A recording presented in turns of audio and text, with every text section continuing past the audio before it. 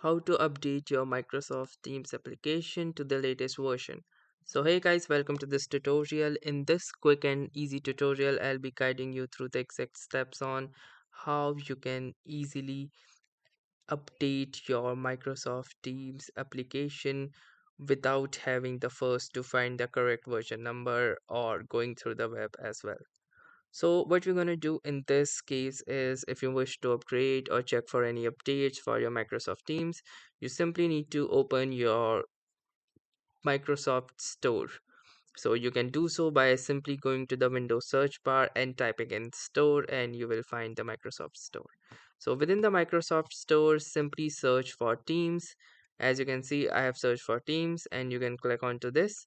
And now from here, if it will show you open, then that means you already have got the latest version. So as you can see, this is currently installed, but in case if it shows an update button right here, which that means that you can have an update or an update is pending, so you can simply click onto this update button and the latest update will be installed into your system.